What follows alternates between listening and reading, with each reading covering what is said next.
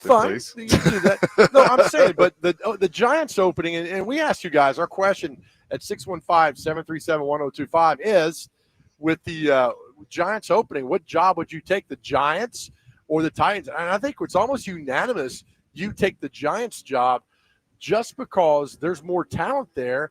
And some of you guys have said you wouldn't coach the Titans because you don't want to deal with Amy Adams-Strunk. Yeah. How sad is that? How sad is that her reputation is so bad in the National Football League that you'd rather go coach the Giants than the Titans? What Mike Vrabel had to say today about her and everything else, that's how bad this franchise is being run right now with everything else. And again, don't come to us about, well, Vrabel didn't do anything in 22 and 23. I get that. But in 22, when you fire general manager out of the blue during the season, that affects everything. And there's a few people who say, well, that didn't affect the locker room. Talking to the players when they showed up on Tuesday, and they're like, they fired John Robinson. And what happened after that? They went on this tailspin. Right. Stop meddling with your football team. Nobody wants to coach your football team because you're an awful owner. That's how bad it is. That's our wonderful listeners are saying, we don't want him to coach his team in our backyard because of Amy Adams-Strunk. That's how bad. Well, because that's what she has done. Well, tell me why you'd coach the Titans over the Giants. Tell me why you would be a head coach over the Giants and go to the Titans. I wouldn't right now. Our listeners are so smart and so creative. I want to know, guys, why you would take the Titans job over the Giants, because I would not. Wouldn't even touch it. No, I wouldn't either. I just because of her. Yep. She's the number one reason why I wouldn't. Can you have the Vrabel quote again? The tweet that Vrabel. This is Mike Vrabel was asked about. Everybody now is blaming Mike Vrabel because he wanted some Titans players, and like there was this pettiness between Vrabel and Amy Adams. And Vrabel's tweet today, or somebody tweeted out Vrabel, this is what he said about Amy Adams, and it was he basically said, let me pull it back up. I'm sorry. That's all right, pal. He said, this is from Tom Carroll. Mike Vrabel was asked on the Greg Hill show if the Titans were unwilling to make a deal with the Pats because of lingering animosity from Vrabel's old boss, Amy Adams-Strunk. I haven't talked to Amy since the day she fired me, so her name and my name should not be in the same sentence together because I haven't talked to her since the day she fired me. Pretty simple. Right to the point. Yep. Right to the point. I love it. I mean, look, he's got every reason to feel that way right now. He does. Because she decided to go with Rand and with Callahan and everything else that's going on. And we love Rand. And your result is a 1-8 football team where you're paying 2 general managers, now a head coach, his dad, and everybody else involved, and you were the laughing stock of the National Football League. Pretty sad, man. It is. It is. So Nevada Josh is like, Key West. Listen, let me get this out there. All right, we planned this months ago because the Titans are off. The Vols are off. MTSU's back on the weekend, so I'm not doing midweek games. The Nashville Predators, we love them, they're in New York tonight, and they're going to Sweden. There's some time off. So we planned this months ago. So it's not like we escaped town late last night and got out of here. And that's why we're grateful for our partners with the Roxy 8 Theater in Dixon, the Nashville Cats. Thank you so much, and our extreme grateful for our partners at Reunion Township at 109 and City Limits Apartments. So it's not like I came to Chase Saturday and say, hey, let's get out of here real quick and rub it in your face. This has been planned for a while. I couldn't afford to get out of town on a Greyhound. So we are grateful that we're down here. And every time we come here, something weather-related happens in Nashville, and we are so sorry. But listen, get on the stream, see us, know that you're here with us in spirit, and we got the great discount here at the Marker Key West. If you want to come down here, you don't need a car. Just fly in. Come to the hotel. We're a block from Duval Street. It's perfect. We already saved you money. You don't need to rent a car, and you get a great discount at the hotel here. It's a win-win. That's how much we love you guys. Come hang. Yes. And then tonight we'll see how comedy goes. Do you know who's having a book signing across town tonight? Who? Kenny Chesney. Well, let's go see him. He's at the Tennessee Williams Theater across town. He's doing a book signing tonight. I texted him, and he replied back and said, "Stop texting me." Are you sure that wasn't the tire guy? Then he says, "Who is this?" I said, "It's George Plaster." Yeah. So So, George, if you get a text from Kenny Chesney And then later, he said, "Who?" Now, he's hold like, on. come on now. Now, I know you don't like me. Can you come to my bowling tournament in a few weeks? Parker, can you go pick up Kenny Chesney for me? If I don't see you there, I'll be pretty disappointed. George gave me we'll be there. Don't worry. George gave me the late shift, which is fine because He did. He gave it to me too. Don't worry. But I tell you, Parker, the reason we do that is because he does it for the last minute toy store. Yep. So many families at Christmas time don't have presents.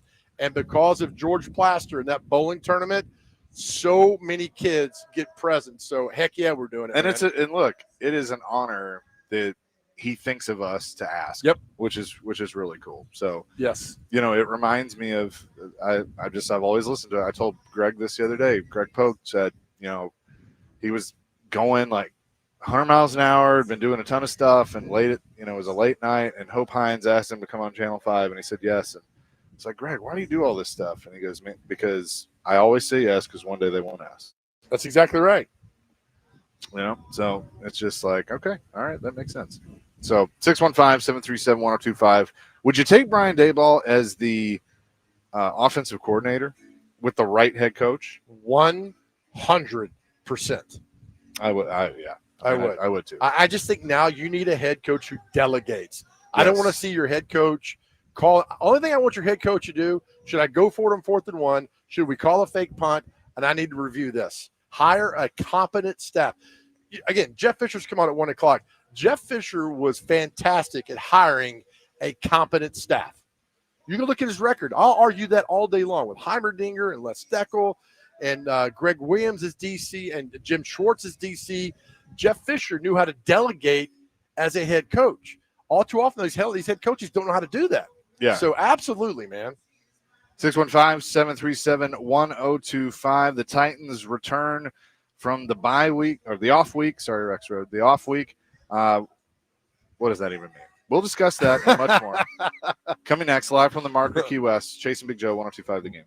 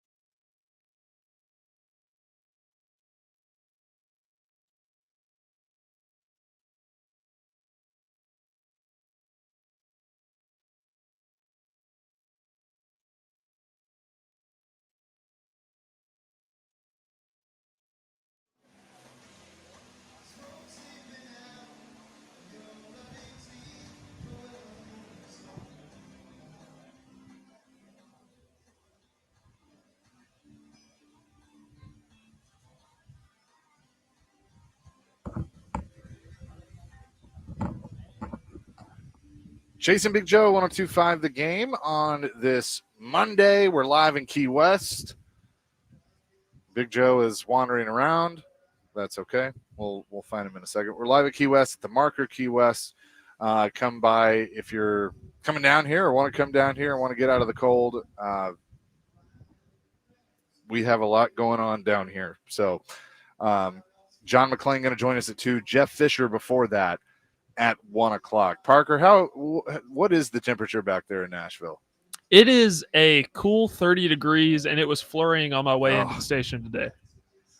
Okay, so flurries and 30 degrees out there. Big Joe is back. He was, I don't know if he was signing books or what he was doing. I was getting orange juice. Okay. I need to get some good vegetables and fruit. And yeah. Good drinks. Well, we stopped at a fruit stand. Can we tell that story Please real do. quick? Oh, my gosh. So Dr. Crane he found this fruit stand in Homestead, Florida, which is, below Miami on the way. It's on the drive. Yes. And it was like, hey, can we stop there and stuff? And we're like, sure, why not? So we get there, and I mean, sure enough, they got all sorts of fruit, and like it's great. But they have animals. They have a zoo, essentially. That's putting it lightly. And they're all together. Like, please start explaining. They're not separate cages. And so it's like, oh, hey, look, it's an emu. And, oh, hey, look, it's a goose. Hey, you called it best. You said it was the Ark. This is the Ark. This is where Noah stores the animals. In a petting zoo, they had emus, emu, geese, goats, a bull, 8,000 tortoises, iguanas, parakeets. What am I leaving out? The most random. It looks like you're like a frat house. Yeah. And they're just all hanging out together. The best part was. Can we tell this on air? Yeah. Oh, I look at Joe and I go, what are those 2 tortoises doing? Oh, they're doing that. Yes. They were a couple. They were having a good time. They were. It truly was God's breeding ground. It was something. And meanwhile, 10 feet away, you can get a smoothie. I mean, yeah, it's just it was Robert's Fruit Stand in Homestead. If you've ever been we there, posted it on Instagram. We did. And I thought it was a fruit stand. Like you go in like, hey, can I get you some melons and some watermelon and everything else? And you go in and Chase is like, you need to come look at this. And I go over and there is an emu who's trying to fight me. He's there. It was the most bizarre. There were baby goats, which were cute. Yep. They were very cute. But yeah, no, it was but something. But you pointed out the turtles. It was like, I was like, what? And you go over there and it's a breeding ground for life. For the Ark. I mean, look, they were going at it. I don't know how to describe it, but and meanwhile, we're waiting on a smoothie. I mean, it's what a great way to our trip here to Key West. It was. Like, I was like, if this is any indication of how this is going to go, this is. Man, this I'm getting reports real quick, Chase, from my friend Charles, that it's snowing in Hermitage. Okay. Not lightly, I guess, but it's snowing in Hermitage. I am so sorry. I'm so sorry. You're with us all in spirit down here. Yeah. Hey, if it's any help for you guys, tomorrow in Key West, it's supposed to be the lowest temperature they've ever had in November. Tomorrow. Yeah. All right, let's go. Trey is up. He's going to lead us off. What's up, Trey? What's up, guys? How y'all doing? We're good, man. Hey, I haven't heard nothing about. All I've been hearing is Florida. Who was able to know that it was snowing today? Who found that out and got y'all tickets to get down to Florida? Well, we already had this plan, Trey. I mean, we planned this like a month or 2 in advance. Hey, he's right. We planned a long time ago. Hey, y'all get free food. No, we put Dr. Crane in the kitchen, so he's cooking. Hey, y'all have a good time and stay happy and cheerful. And y'all have a good day. Thank you. Thank you, brother. We appreciate it. Trey, come see us Thursday. We're back in town Wednesday night. We're at the Omni National Hotel. Yeah, would you come see Thursday. us? Come see us, Trey. We'll spend some. Trey, if you come see us, we'll put you on the radio. That's how much we love you, man. After what I said last week, and you were listening, and we got in trouble. Come see us, buddy. We'll do that. Yep. Real quick, I know we're talking about Brian Daboll. I want to talk about this real quick, Chase. Aaron Rodgers. Done. He looked terrible last night. Done. Aaron Rodgers, done. And I'm sorry, Art Smith at Pittsburgh, we love you, but your quarterback is done. He can't scramble. His passes are terrible. Just retire, Aaron. It's okay. You had a nice career. You'll make the Hall of Fame. You won a Super Bowl with the Packers. But Aaron Rodgers is done as a court. Last night, he looked worse than anybody I've seen as a veteran quarterback in the National Football League. Terrible. Mike Tomlin was asked, how would you assess Rodgers' performance during the game? He said, quote, how would you? Did he really say And then that? said, next. We've told you, when you get a question you don't like, you don't want to answer, ask it right back. Yep. How would you accept? Oh, that's such a great quote. Rodgers said, this was not my best performance. I got to play better than this for us to win. Whatever it takes, if it's better checks, if it's better throws, whatever it is, I got to play better. I will. We got to play better as an offense for sure, but this is part of the season. There's ebbs and flows, there's ups and downs, and we can't ride the wave. No, you're terrible. You just stood there in the pocket. He's look, Father Time is undefeated. I don't think he cares. I actually think he does care. I just don't think he's good anymore. I mean, the interception threw last night, Aaron Rodgers doesn't throw that. That was terrible last night. Yeah. And then he doesn't doesn't got move. The safety. Doesn't, you know, and that looked awful. Looked like, you know, trying to chase a chicken in the end zone. He couldn't get it. Oh, they had those two at the that's right. The chicken's there. That was the best place ever. It just really, really bad. And that's the thing is that, I mean, it hurts your team the way he played last night and just awful. And then when Tomlin's saying that even adds more to it. Mike McCoy speaking right now, he said that they mutually parted ways with Quandre Diggs, very complimentary of his time here. So I guess that was over. I forgot that was over the weekend. They released Quandre Diggs, which, okay. I think in my life, nobody's mutually. No. It's somebody like, comes to you and says, hey, yeah, I want you, either you're out or I want out. Like Tyler Lockett's like, man, I don't play this. This is nonsense. I don't want to be here. Gone. The radar just popped up for Nashville. I see snow. Again, guys, I'm so sorry. I am so sorry. But yeah, so just interesting, kind of looking at some of the quotes coming out of what Mike McCoy is saying. Well, they got he said they got a good mindset moving forward. Well, good. That always wins games. By the way, the Tennessee Titans right now hold the number 1 pick in the NFL draft. And only 5 teams in history have done that. Have held the number back-to-back years in drafting, and so this is really, really bad. And so don't tell me you're in a mindset. I don't know why we need to hear from him. He's not coming back. Yeah, you're 1-8. It's obvious you can't coach, Mike McCoy. Right. What's going on? Hey, we got 4th and 1, our own 38, and we're down 7. A minute to go. Let's punt. And I trust the defense. And we'll pin him deep because our defense is really good, and they'll hold him back there. It just gets worse. So the Texans are coming in this way, and we'll talk to John McClain at 2:00. And the Texans got a huge win yesterday over the Jaguars. I mean, look, we had this conversation last year that I never cheer for tanking, by any means, but the Titans are going to be in a good position to have probably a top 3 pick, unless they go on some magical run, which I don't think they have the talent to do. Or the only game winnable on that schedule is the Saints.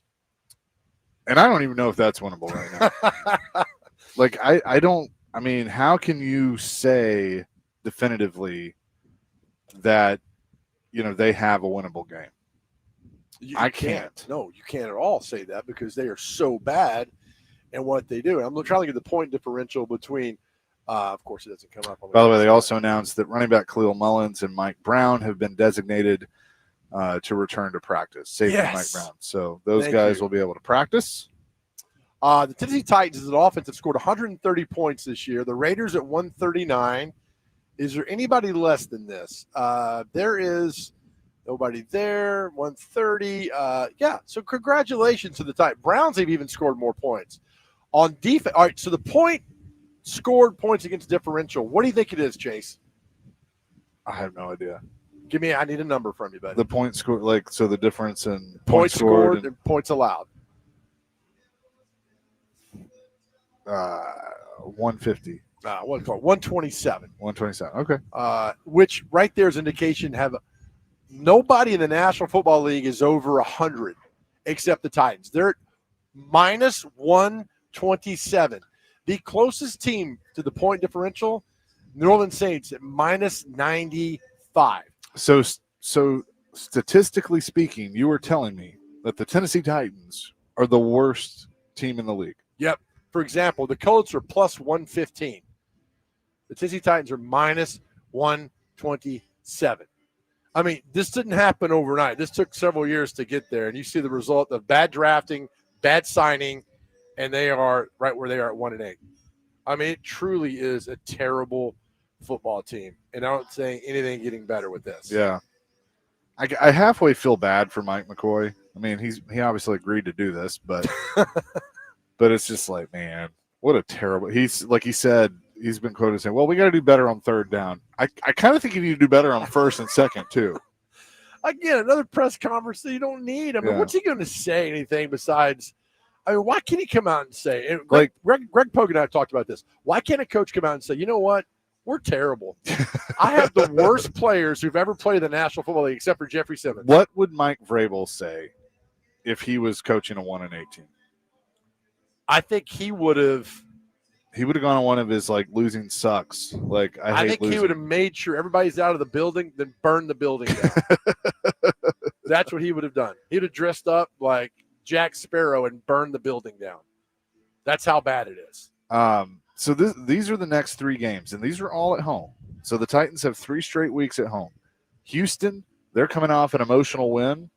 I think they ride that wave. And they hate the Titans. Seattle, which might be the best team in the league right now. Seattle comes here? Oh, man.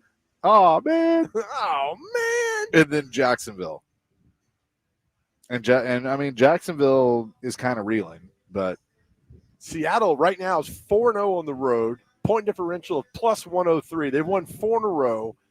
They're going to pound the Titans when they get here. Pound them. Week 14 to start December at Cleveland, at San Francisco. They'll get curb stomped by Kansas City, then the Saints, and then at the Jags. I'm sorry. I don't know. I just feel so bad because this team was really good in 21, not bad in 22, okay in 23, and now you see what's happening. Yep. What's going on? Just so bad. My goodness. We'll continue the discussion coming up next. Yeah, our coverage here at Key West at the Barker Key West Resort, brought to you by our good friends at Reunion Township Apartments and City Limits Apartments. Reunion Township located nestled perfect between Mount Juliet and Lebanon. They have private attached garages. Go to reuniontownship.com. You need a private attached garage for what the weather you're seeing today at City Limits Apartments down in Spring Hill. Live at citylimits.com. You deserve the best in living. These 2 places are the best in living. We're grateful for their partnership with us here at 102.5 The Game. More coming from Key West. Chase and Big Joe, 102.5 The Game.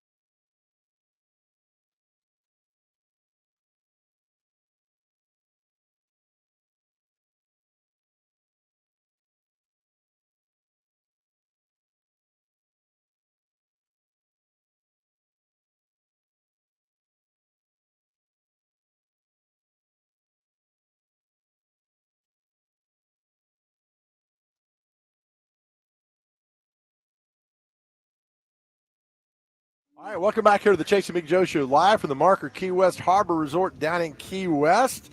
It's a beautiful place. Has 96 rooms, 3 pools, daily activities going on, entertainment to make it a stay and a great stay. Listen to our friends up there in Nashville. Exclusively for our listeners, the Marker Key West Harbor Resort is offering 20% discount of their best available rate. 20% discount of their best available rate. Let's go to themarkerkeywest.com. The code ESPN when booking. The code ESPN when booking.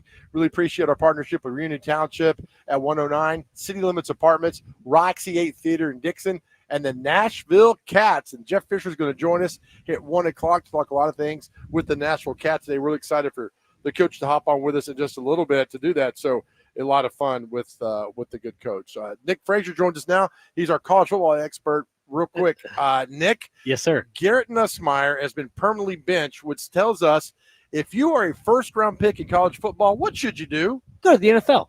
Yeah. Absolutely. I mean, look, LSU right now is a dumpster fire. You're Garrett Nussmeier. You could play this 2 ways. One, you could ask for the moon and go back to LSU, which is not going to happen. Right. Or the other side of it, go to the NFL, maybe be a 3rd or 4th round pick, still make decent money. Think about it. You've already played enough years in college. You've made your cash cow of money. Just go and enjoy the pros. Had he come out, though, he's a first-rounder. You think so? Absolutely. He'd have been taking the first round. There's not a doubt in my mind he would take in the You're first talking about previous draft. This 25 draft. He would have been a first-round pick. Yeah. Oh, absolutely. Now he might go in the 5th round. That's what I'm saying. 3rd or 4th round for Nussmeier right now. I definitely would have gone 1st round this past draft for sure. Now, example to that's Arch Manning. Oh, yeah. Arch Manning is not even a good college quarterback. He needs to stay in college as long as he can. Well, you remember back at SEC Media Days, I think there was a comment made about his grandfather, Archie, said that, he's not going to the NFL next year. He's going to stay at Texas, or he's going to stay in college. Yeah, exactly. He's seen all this, development throughout his process. So, again, that's another guy you got to keep your eyes on. But, yeah, you're right. If I'm Nussmeier, I would have gone to the NFL last year. Go get the money. And here's the thing with Arch Manning. This Saturday, he has a chance to show all of us if he is good or not, because they take on Georgia. Mm-hmm. Is that game in Georgia? I don't know. Georgia. It doesn't matter. I think, it's in Georgia because last year they played in Texas. And then Kirby Smart had the comment of like, yum, yum, yum, listen to him now. Whatever he said about shutting everybody up and all that. But I think they go after Arch Manning and they make it a bad day for Arch Manning. And then I think Georgia wins. Yeah. I mean, look, I wouldn't say trashed on Arch Manning, but I just haven't seen the proven prospect in him yet. Obviously, he torched Mississippi State and threw like 346 yards in the air, which, again, like, take that with a little bit of a grain of salt because you got to look at the yak yards when it comes to the stat sheet for him. He's not just a box score darling. I know you're the Nashville media darling. He's not the box score darling. I earned that title. Exactly. You earned it. He didn't earn his title. Correct. So, I mean, right. Back to your point about Garrett Nussmeier, I'm not his agent, but if I was, I would have said, hey, man, go to the pros. Yeah. Now he's not going to see the light of day again for the Tigers. Did you see somebody this a few weeks ago put together the sizzle reel of Arch Manning in high school? Oh, no. It's really like he's running a touchdown. I mean, the competition's really bad. Right.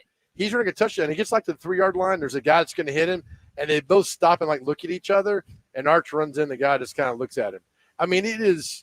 And I was like, oh, this is definitely AI. And it's not AI. It was just his competition level in New Orleans was awful. It's like that scene in Dodgeball, with Vince Vaughn and Ben Stiller, and they're both going at each other. I think it's the nerdy guy and then the girl on the other team. They stop at the line and they're about to throw the ball at each other, and they're just like romanticizing into each other's eyes, and they both get out with a throw of a dodgeball. I thought that just kind of resembles that a little bit. We talked about Pavia, nice win for Vanderbilt over Auburn on Saturday. I still think he gets invited to New York. I know a lot of y'all are like, oh, no, he done.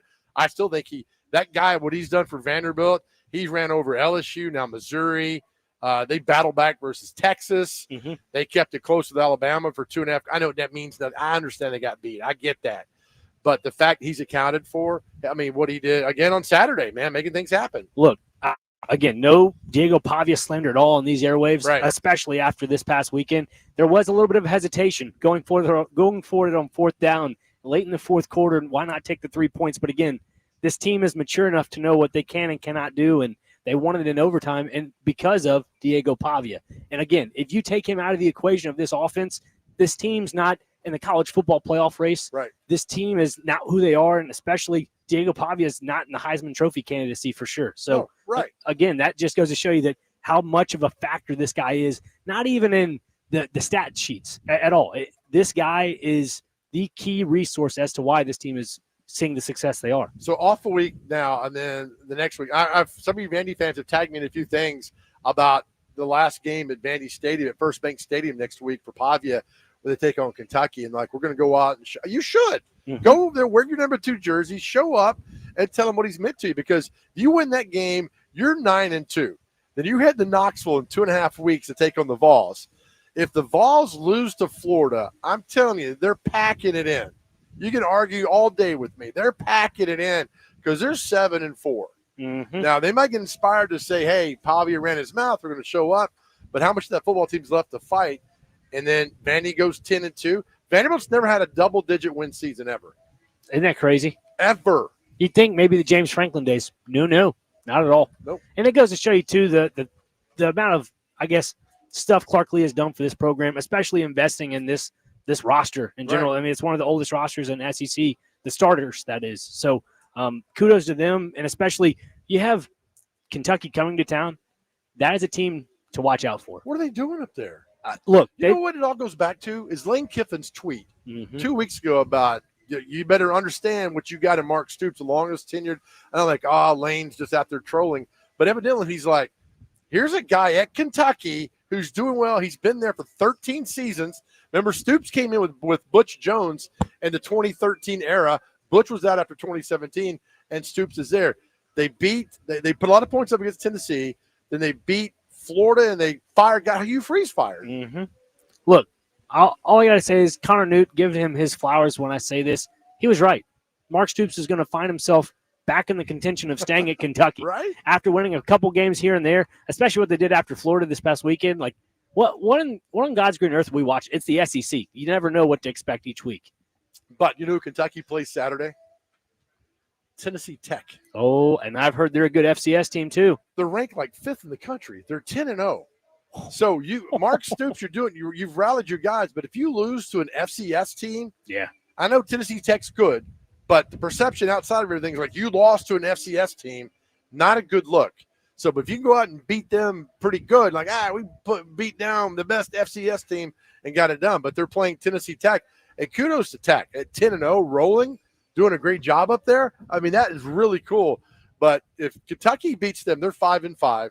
They play Vanderbilt, and then they finish with Louisville to see it happens. But, I mean, for Vanderbilt, man, good job. Yep, absolutely. And they can finish this out with double-digit wins like you started off the segment with. 10-2, college football playoff.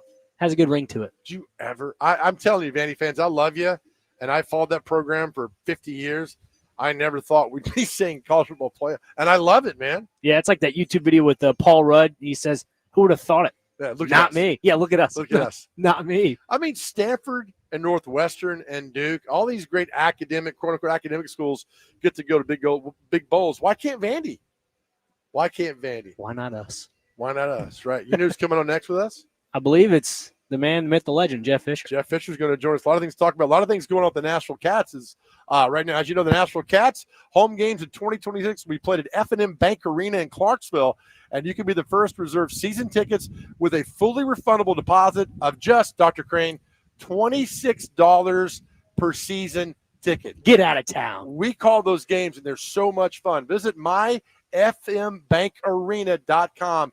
Make sure you're part of the Cats party in 2026. And Nick, claws out. Oh. Claws out right. All right, we're live with the Marker Key West Harbor Resort down here in Key West. It's a beautiful day. Again, more information on the Marker Key West. Go to markerkeywest.com. If you want to book down here, 20% off. They're giving our listeners 20% off of their best available rate. Escape the cold this winter season. Come down here and do that. When you're checking out, use the group code ESPN. 20% off. We're back with more with Jeff Fisher next, right on Jason Big Joe Show.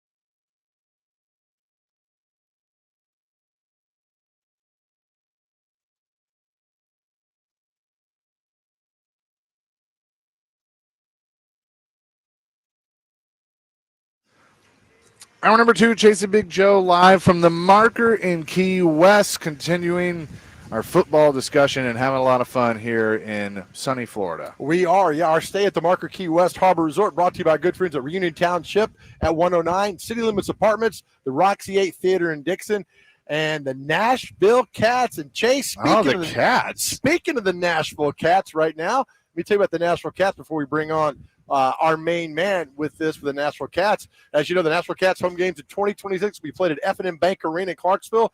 You can be the first to reserve season tickets with a fully refundable deposit of just, get this, $26 per season ticket. Visit myfmbankarena.com to make sure you're part of the Cats party in 2026. Chase, claws out. Claws out. Let's bring in Jeff Fisher, who, of course, is the commissioner of AF1 and also a partner with the Nashville Cats. Coach, how you doing? I'm doing great, guys. How you doing? We're fantastic. I'm not going to lie to you. We're having a good time down here in Key West. That was not a really smart question on my behalf. But well, the one thing I just realized that you guys are down there maybe on our dime. Is that correct? And if that's you should be having fun. You should be having a Thank blast, you. because that's what we do in the indoor football world, is we have fun. So I hope you're getting ready to plan a little fishing trip. And you guys going to stay through January? we might. We'll be back in time for the first game in Clarksville, Coach. I tell you what we're doing. We're Perfect. scouting out spots for an arena so you can put a franchise down here, because I think that could work. You know, we'll call them the Key West Tarpons. How's that? There you go. Got a nice ring to it. Perfect. Yep. I love that. Speaking of expansion, I know there's been a little news this week with AF1. Yeah, we've got some things going. We got a really exciting thing happening this week on the West Coast, just a little bit north of San Diego and just a little bit south of LA. We're going to release that over the next couple of days, and so yeah, we got some stuff going. You know, it seems, and I appreciate the opportunity, because expansion is what this thing is all about. And, you talk about the Michigan, the Saginaw team, and then the Minnesota team and the Beaumont team. And so we got a lot going on. You're a little familiar with Southern California, of course, but how special is that, knowing, because they're just hungry for sports. It doesn't matter what it is. They love sports on the West Coast. They really do, up and down the West Coast. The San Diego area, obviously, they lost their football team, but everybody really, we got to see them last night firsthand, but, they moved up, 2 or 3 hours north, but there's a lot going on there. And, we did our research, and then we were very fortunate from a timing standpoint, to spend some time with a new ownership group. And we're really excited about what they're going to bring to AF1. In addition to that, they've got contacts. And so that's what there's these leagues, and the success of these leagues are all about, is, being able to continue with the momentum and continue into year after year and build your league and build your world as best you can. So we're excited about the Oceanside team. Love it. Jeff Fisher's on with us real quick. Nothing says Christmas like giving and getting swag. To get some cool Cats gear, visit NashvilleCats.com. From caps to hoodies to jerseys and quarter zips. Say Merry Christmas this season with Cats gear. Just go to NashvilleCats.com. Coach, Paul Tagliabue passed away this weekend. I know you knew him quite well. And we talk about oftentimes when you follow a legend, it's not a good thing. Pete Rozelle was a legend. But, Coach, I think Paul Tagliabue did a great job as commissioner of the National Football League. I appreciated bringing it up. One of the highlights of my career, I'll say off the field, was when my assistant came in after the Super Bowl or in the spring, and she came in and she said, "Coach, the commissioner's on the phone." And I kind of said, "What commissioner?" And she said, "Commissioner Tagliabue, he needs to visit with you." I got on the phone, and he invited me onto the competition committee, which I spent over 16 years. And, to reflect back, when I saw the news yesterday, I thought, who knows, what twists and turns my career would have taken had I not been associated with the committee. But just the fact that that he felt like I could serve the league in such an important capacity, strong enough to reach out to me and give me the opportunity. I was really moved by his passing. He did so much for this league, as everybody has reported on over the last 24 hours. But really, just a gentle man, a highly intelligent, just well-spoken. But, the things he did, they're documented, but the foresight and what he did and the foundation he laid, for Roger and the group to follow him was extraordinary. Coach, sometimes when the people are elected in those high-level positions, they're more of a figurehead. But listening to you and reading about Paul Tagliabue this morning, at the end of the day, he loved the game of football. And I think that went a long way with being a good commissioner. Well, he did. And, he took the time to get to know everybody. And as you can imagine, what a task that back then, there were 28 teams and 28 head coaches and coaches changing and everything going on and ownership changing, but he had a vision. He wanted to know everybody intimately, and he wanted to share his vision. And I think all things aside, that's what he should be remembered for. Is just his passion, not only for the vision but also for the people that were going to make his vision successful. Jeff Fisher is with us. How did you handle the off week? The Titans are coming back from that. Was it kind of year by year, or did you have a specific plan that you like to put in? Well, I'll say this. I think Vanderbilt's going to enjoy their off week more than the Titans will. Yep. It's a year-to-year thing. Basically the most important thing is rest and recovery. And then, your coaches need that as well, but you also need to get in and recalibrate on what you've been doing. And you do that self-scout and all those things. But big thing is just get the guys ready to come back. On top of that, they need a break. So, you come back after the ball game, we would go 2 or 3 days and get young player reps and rest the older players, and then kind of fine tune the older players if they were in a position to do that physically before you take your break, and then come back, grab an extra day of preparation, and then go. It's just, it's deep breath time. And each year is different because your scenarios are different. In this case, I would think that, Coach McCoy, he's going to spend a lot of time with the quarterback and, trying to get guys back, off the injury list and, just to see what they can do to put themselves in a position just to win the next game. Well, and you bring up Mike McCoy. How difficult, and you went through this in '94, you take over as an interim coach. There's a lot of uncertainty. You got a staff that's like, hey, what does this mean for us? At that point, you didn't know that you were going to get the job full time. All indications are he's probably not. And then the players at the same time are like, well, am I going to be here, or they're not going to be here? So how difficult is that to manage? And also the football team's just not very good. Well, I think first off, Coach McCoy has had coaching experience.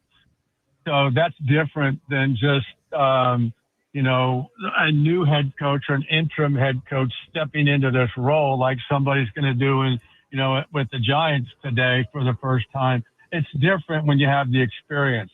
He's been able to see the broad brush of the football team, when he was helping with Callahan. So I think it's different. His experience is going to help him. He wants to put everybody in position to do the best they can. And he knows he's familiar with the league. He knows that there's no guarantees. So just go 1 week at a time.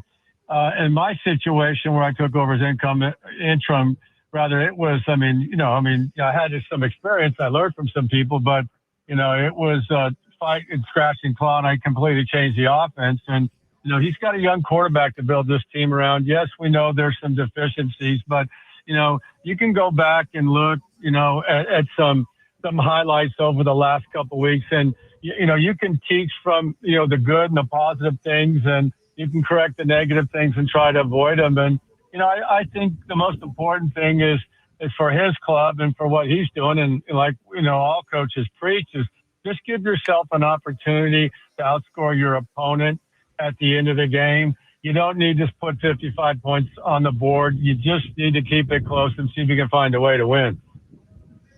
Jeff, did you ever have a moment when in that first year, like you said, you had people you learned from and could talk to and all of that, but did you ever have like a private moment of there's something you didn't know and you realized you didn't know it, but you couldn't let the team see that? They had to see you're the head coach. And how did you handle that if you did have that moment? Well, I'd say there were a lot of things that happened reflecting back on my interim year. And they were week-to-week things, and they were basically different, from, unfortunately, we had a death in the equipment room early in the morning to, players that were disgruntled to, arguments. And we had a player fight in the training room over team chaplains. So, to me, it's just, you just have to settle everything down the approach that I took and try to get everybody on the same page and focus on, the task at hand, which is to just try to go win the next game and, and explain and communicate to players. And at the same time, you're auditioning, at least you think you are, for an opportunity. And fortunately, I was granted that opportunity. But, there are just so many things that come up when a club's in disarray, like we were in the Oilers back in '94. You can't compare, this year's Titans to what we did. They're completely different. But I think everything is, I'm watching from afar, but Coach McCoy's got things, under control. He knows what he wants. He's got a staff that is getting either they're really experienced like Coach Fossil or they're gaining more experience, like Denard is on the defensive side. So I look to see steady improvement over the remainder of the season. I love it. Coach Jeff Fisher's with us on the Chasing Big Joe show. And Coach, we have a lot of Nashville Cats fans who are listening because I've had 4 or 5 different texts asking you. I don't know if you could weigh in on this about Diego Pavia from Vanderbilt being the next quarterback, or at least for the Nashville Cats, trying out for the Nashville Cats. And look, he's an exciting young man. I think he'd be a great fit. I don't know if you could talk about that because it's drafting a guy, but I mean, the Cats fans are listening, Coach, and they want to know your opinion on Diego Pavia. Well, I appreciate the interest from our Cats fans, but I would say that there's probably a pretty good chance that Diego's going to give the 100-yard game a chance before he comes down to the 50-yard game. Would you, in that situation, he's your unorthodox type of player. You got Taysom Hill, obviously, for the New Orleans Saints, but would a team be smart to take a flyer on him in the late rounds just because? He's setting college football on fire. You know college football well, Coach. You know pro football well. Could this guy with the right position and organization make a mark in the National Football League? Well, yeah. I haven't – I can't – comment with some certainty, but, look what he's doing. He's gone up against and defeated some of the best teams in college football right now. So, I'd start there, give him a chance, let this thing unfold. But, he's great. He's great fun to watch. And by all appearances, he's a great teammate and finds ways to finish games. So, he's got a great future ahead. We just have to, let's focus on the present right now and just hope he continues with this success. Yeah, that's a great point. They got to still play Kentucky and Tennessee, maybe get the college football playoffs, which goes forward and goes on. You had a nice career at USC. You played with some great players. We talked earlier about guys, Coach, when they have an opportunity to go to the NFL. Garrett Nussmeier at LSU went back to LSU for another year. It's ending pretty badly for him like there. You see that there's no direct answer, is there, for a guy to come back or go to the pros? Because it's always usually something could happen here or there. You just never know, right? You got to figure it out on your own. That's exactly it. You have to be patient. You got to just wake up every day, do the best you can, trust that things will fall into place. And so, it's good to see USC back. In the swing of things. That was a great win for them the other night, and we'll just see where that goes. But yeah, you get great players that come out of programs for decades, and not everyone's going to be that coach that's going to come back and take you to the promised land. So you just have to trust the decision makers, I guess. We're talking to Jeff Fisher. I want to go back to something that Joe just brought up on taking a flyer on a guy in the late rounds. I mean, you guys had that. I mean, you had I look at like Kevin Long, was Gary Walker in the 5th round. I mean, obviously we're talking about Derek Mason in the 4th round. Mark Mariani. Mark Mariani was another one that you had obviously he knew your son and played with your son. But so when you take a flyer on a guy, I mean, what's kind of that process like? Because you obviously don't want to take the reps away from your starter, but you want to see what the guy has at the same time. Well, you gotta, first off, you gotta, depending on the round and the player and where he played and the physical characteristics, the mental understanding of the game and where he is, and then you look at potential. And if you feel like the guy's got some potential, but he needs some time, then so be it. There's a practice squad. Hopefully you've got coaches,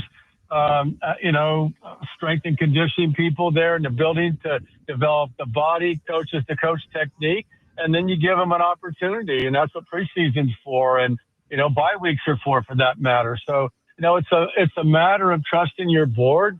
You've got to understand and trust the scouts and the grades, and you got to do everything you can, as decision makers to actually watch the player and try to make a projection. Now, you say it's easy rounds 1, 2, 3. It's not that easy. It's an imperfect science. You got to roll the dice every once in a while, but you got to be careful. But I just think if you have a plan and you have a plan to build your roster and you have room at the bottom part of your roster to develop players, and the way that things are now with the players coming on and off of IR and on and off the practice squad and the eligibility, differences. I think now's the time to develop players. And I think, we're only hearing about the ones that don't pan out rather than the ones that do. But I think there's a tremendous opportunity for a lot of young players in the league nowadays.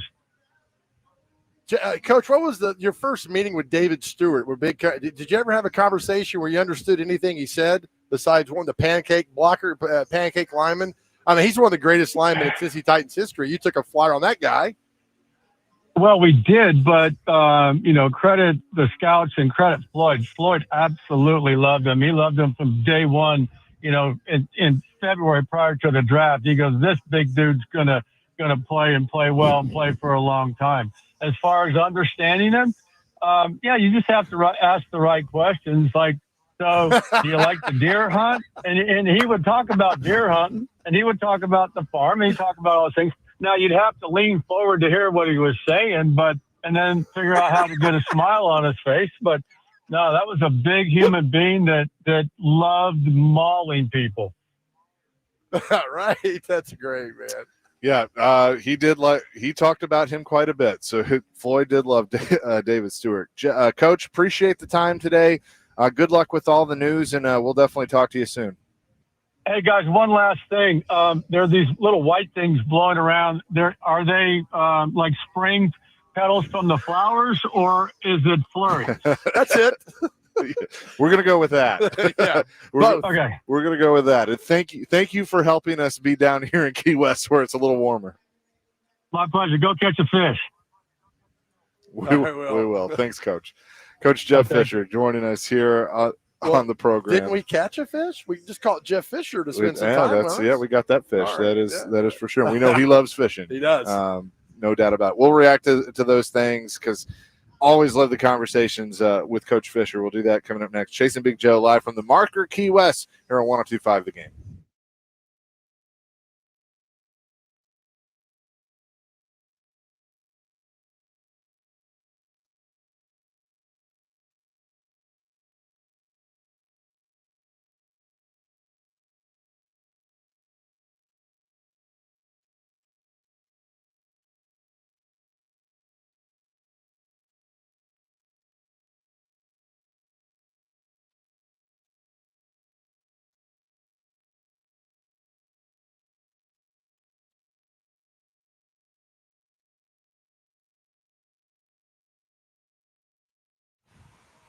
Hey guys, Big Joe here. Look, we talk all the time about anxiety and depression, 2 words that can wreck your life if you let them. And man, sadly, most of us lead lives of quiet desperation, but it does not have to be that way. That is why we're so honored that we're partnering with Unity Psychiatric Care, based right here in Middle Tennessee, to get you back on track and living the life you deserve. Reaching out to someone and talking to someone changed my life, and I so want the same for you. Just go to GameNashville.com, click on the Chase and Big Joe show. There on the right side, you'll see a link for Unity Psychiatric Care, and start taking back your life. It is private, it is secure, it's confidential. No one's got to know. I just need you to go. I need you to reach out, or you can call 1-888-508-8002, 1-888-508-8002. Also, you may be the one who notices a loved one isn't doing well. You could be that person to turn their life around. Also, just go to GameNashville.com, click on the Chase and Big Joe show, and there on the right is all the information for Unity Psychiatric Care. Listen, we love you guys so much. Help is just around the corner. Take back your life, and please, please know this. You do not have to go through any of this alone.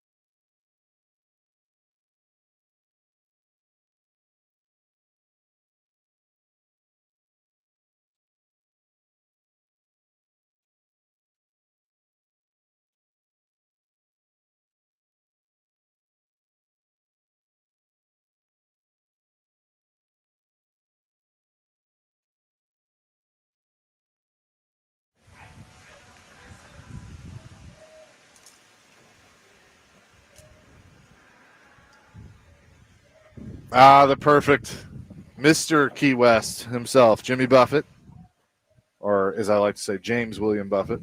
That's right, buddy.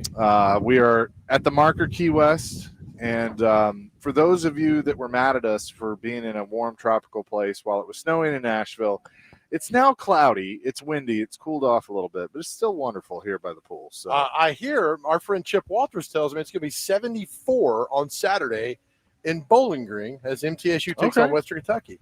Okay. So, folks, listen to us.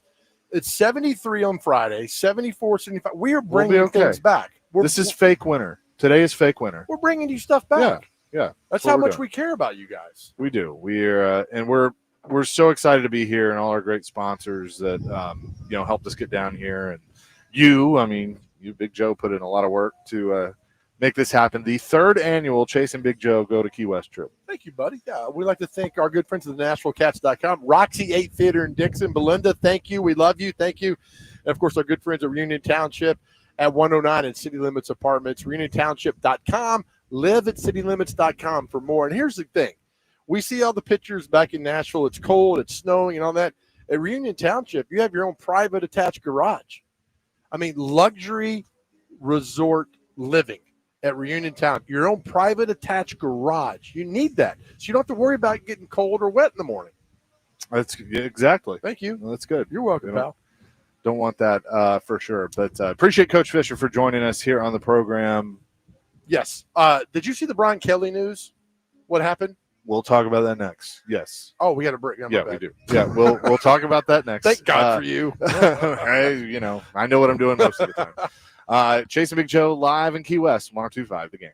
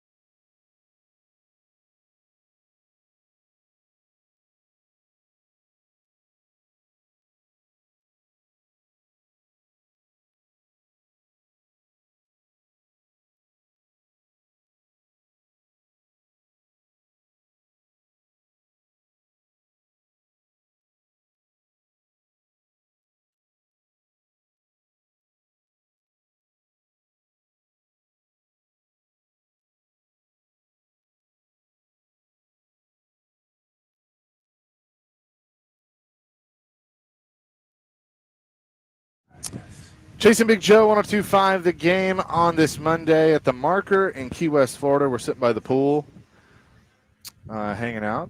They got some music over there too, which is really nice. Yeah, and the temperatures dropped a little bit, so we feel our brethren's pain Karma's getting us back in Nashville. All right, there's a story out of Baton Rouge which just makes me laugh. Everybody's mad. Thank you, buddy. Everybody's mad at Brian Kelly. LSU went to Brian Kelly and said, after they fired him, and said, "Hey, we want to offer you $25 million lump sum and say goodbye." Brian Kelly says no. Then the president or somebody comes behind him and says the deputy athletic director, Julie Cromer, later increased the settlement, offered $30 million in 2 payments, according to documents. Brian Kelly's lawyers said, "Hey, that's great, thanks, but no. You need to let us know Monday by 6 o'clock Eastern how you're going to pay us. Don't hate me, guys. Don't hate me. But you signed that contract with Brian Kelly. I'm with you. Look, you need to pay Brian Kelly his money. He's a disaster. I get that, but a contract's a contract. That's his money." Here's the deal. I don't like Brian Kelly. A lot of people don't like Brian Kelly. He's probably my least favorite coach in college football. You signed him to a $54 million contract. That's your fault. Right. It is. You decide to fire him. Yes. You paid that man his money. Yeah, and it says, absent this written confirmation by this date, today at 6 p.m., Coach Kelly pursue all available legal remedies. There ain't no lawyer in America going to touch that. No. Like, I love this of like, hey, we signed this contract, but you know what? We don't really want to pay you this. So okay. We're going to offer you something else. Okay. And we go, that's great, but no.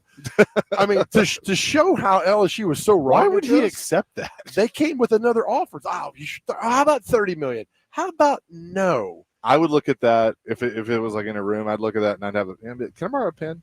And I would write a 5 and a 4 over the 30. Like, there you go. There's a great. I know, folks. We talk about the Simpsons all the time. In one episode, Mr. Burns hits Bart with his car, and then they try to get money after Mr. Burns. They find out that Bart's okay, and they lie, and then the offer ends up being a 0. And they said, "We're going to make you an offer you can't refuse," and they hand Homer a 0, like, "We're not paying you anything." And that's what's kind of this. Yeah. I mean, you've already got your offer. Why would he take anything less than that? It's ridiculous. And now some are going on to, well, LSU's not going to get the best head coach. They're not going to pay. They still can pay coaches. Doesn't matter. It's still a great job. You're getting paid, even if you get paid $3 or $4 million to coach football.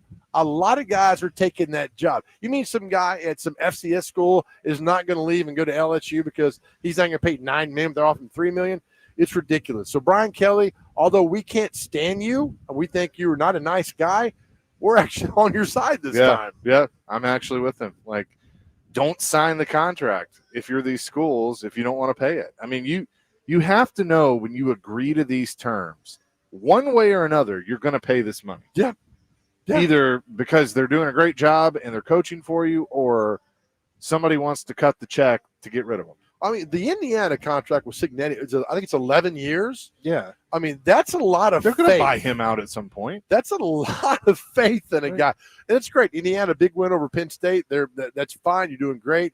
But still, that's a lot of money going forward. Funny, the Hugh Freeze thing. Now, Vanderbilt beat Auburn on Saturday, and we talked about the interim coach bump that a lot of teams get. And then word's starting to come out about Hugh Freeze, how during a game, like they had a coach, I was told, a play caller for first, second, and third down.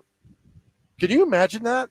They had a call, you call first play down. Oh, second, I got to call play. Oh, my God. How? And then Hugh Freeze, according to this report in Alabama, would override the system and call them plays they haven't ran in weeks.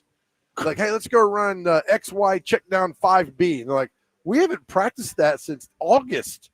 And then you got to go and execute that in 15 seconds.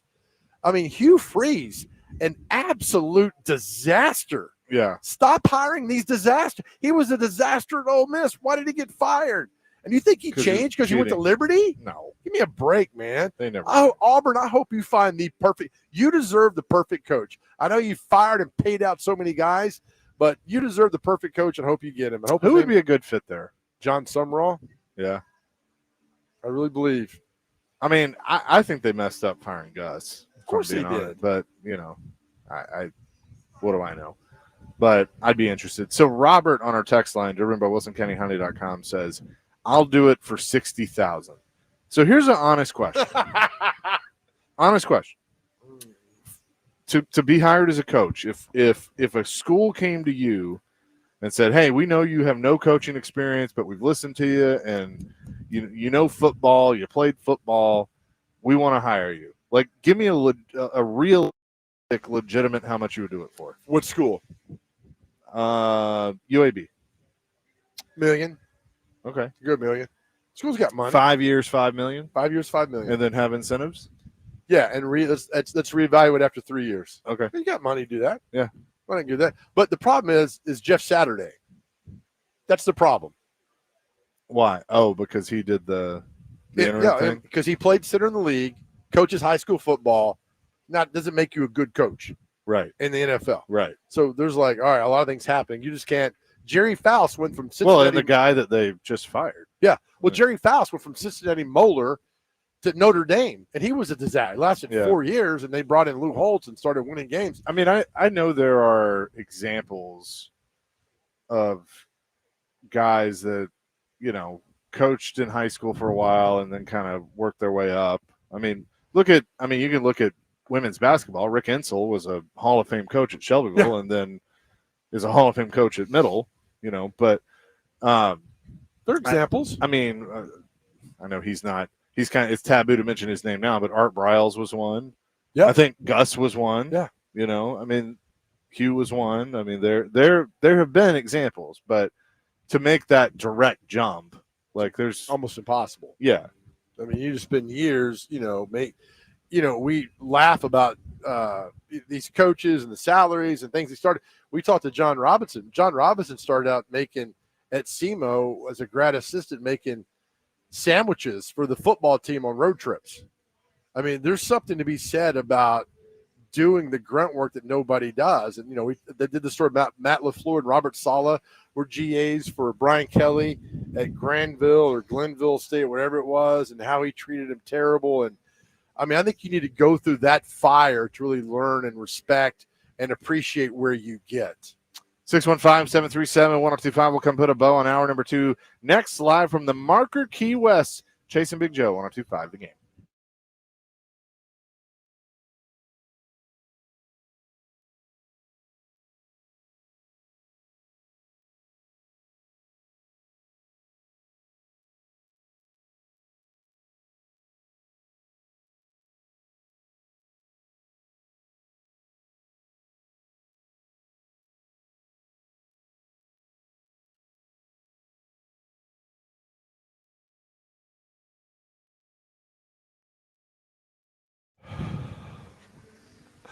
All right, guys, Big Joe here. Let me tell you about a place that you need to know about. If you're looking to upgrade where you're living, you will love this. Let me tell you about City Limits apartment homes nestled perfectly between Spring Hill and Columbia. Now, wouldn't it be great to live in a place where modern sophistication meets unsurpassed features and resort amenities? Yes. Well, you can at City Limits Apartments, modern luxury living between Spring Hill and Columbia, offering 1, 2, or 3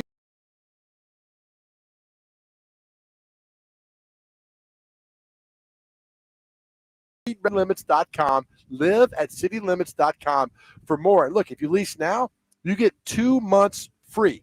The amenities are on another incredible level, and I invite you to see for yourself because you will love it. As we say all the time, your work is stressful, your life is stressful, your job and everything else is stressful. Where you live should be perfect. City Limits Apartments is perfect. Again, perfectly located between Columbia and Spring Hill. The website, live at citylimits.com. Live at citylimits.com. Welcome home.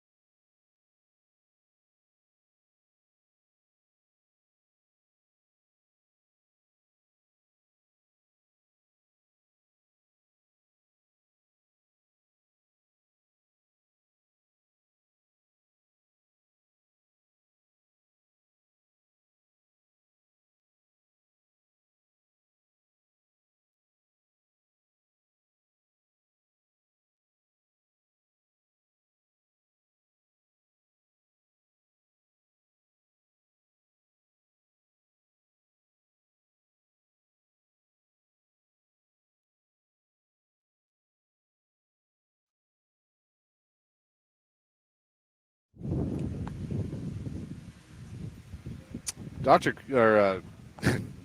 Dr. Crane's here. David is doing a great job today with the bringing the beachy kind of music. It was. Putting us in the mood there. That was a little Buffett song there. Buffett talking over the song. That's It was all a Kenny Chesney song. Oh, Kenny, I'm sorry. Who's here tonight in honor because him and Buffett were big buddies. Sorry. Yeah, we need to go find him. He's way across the other part of the island, and he's on the same time that his book tour. The same time we're on our comedy show tonight. Oh, that's right. So, folks, we're taking over Comedy Key West tonight. Dr. Crane, Chase McCabe, and myself. It is going to be an abject disaster. We'll have video, and we're all here for it. We got a little inspiration from our good friend Brian Bates and John Chris the last few weeks, who told us some advice. John Chris told Thank us, you, Dr. Crane. John Chris told us we're going to do this to get out of town, and we did. We came to Key West, and Brian Bates was just kind of like, you're not getting a tip, sir. Get out of here, Dr. Crane. And Brian Bates was like, just go do it. You're going to bomb. Who cares? I'm like, thanks, Brian. So we appreciate our comedy brethren in Nashville who look out for us all the time. So God bless you guys. We appreciate you. I got a question. How many times has Dr. Crane walked by today, and have you been tempted to just reach over and push him in the pool? None, because he's worked. I mean, he's been working. Dr. Crane came down here, and they've got a pizza oven at the Marker Key West Resort. Dr. Crane made 2 pizzas, and the entire staff. David James, they were great. We're They were not great kidding. pizzas. The entire staff has Thanks for fallen letting in me know, love guys. with our Dr. Crane, and I've had to go to people and say, listen, Dr. Crane is ours. Yeah. And you could look at him, but don't touch him. He's ours. He's our guy. All right, I have to read this tweet that just popped up on my timeline. Okay. Robert Griffin III. And you never know what he's going to put out there. He says the New York Giants should hire Lane Kiffin.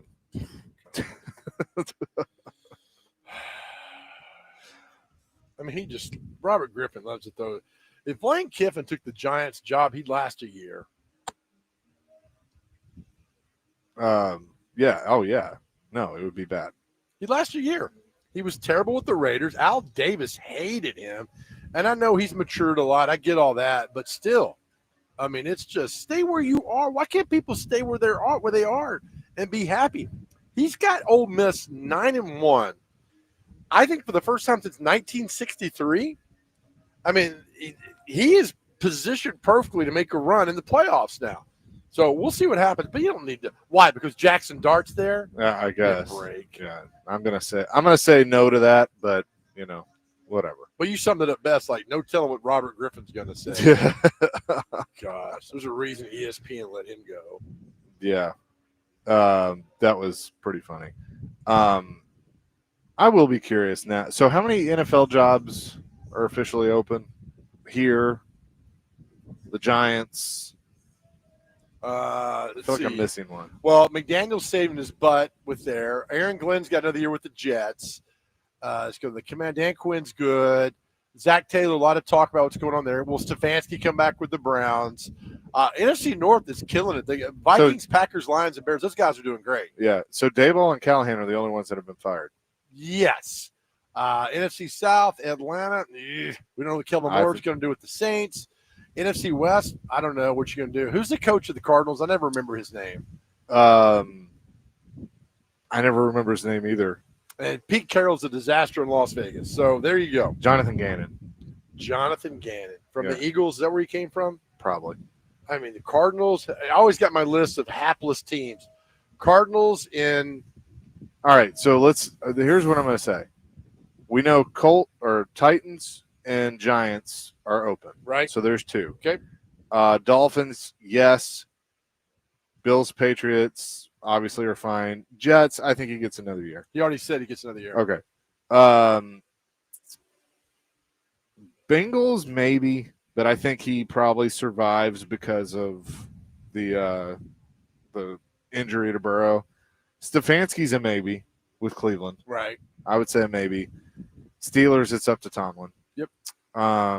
Texans, I was going down that road, but now I'd say probably not. He's not going anywhere. Colts, no. Jags, no. Titans are open. Broncos, no. Chiefs, no. Raiders, he gets another year. Chargers, no. I'd get rid of him. He's terrible. I think he gets another year. Cowboys, no. I don't think Jerry fires somebody after 1 year. but maybe. Depends on how it goes. Giants is open. Eagles no. Commanders no. AFC North or NFC North are all back. Falcons, I think, will be open. Panthers, probably not. No. Probably not. No, I think no. Canales isn't going anywhere. Yeah. Saints, I've said all year, I think that's one and done. And then Bucks, no. Cardinals, yes. Rams, 49ers, Seahawks, no. So how many jobs would that be? That'd be 5 or 6, maybe. yeah, which is, usually what it is. Yeah, it is. And we talked about earlier with the Giants' job coming open, it really opens up things for the Titans. I'm like, now you got another team bidding for services for a head coach, and then it's our question of the day: would you take the Giants' job or the Titans' job? And I think 99% of the people texting in want the Giants' job. And then you go a little further with this, a deep dive, is because they don't want to work for Amy Adams Strunk. Nobody wants to work for her. Yeah. Did you see this picture that Pardon My Take posted? I did not. No caption. They just posted that.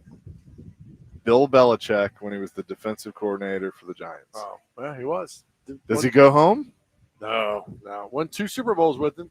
Yeah. Doesn't he hate them or the Jets or something? He hates the Jets. He's a weird because he dude. got the job and then the next day left for the Patriots. Yep. And that's why there was a riff with him and Parcells because Parcells basically handed him the Jets job. So, I mean, that's the thing is that if Belichick wants to come back, I mean, he knows the NFL. He's just not a good college coach. And that was the thing. We read the report at the beginning of the season, like college coaches are going to, they want to beat North Carolina to show Belichick and others that you just can't drop down and be the supreme being in college football. And that goes on.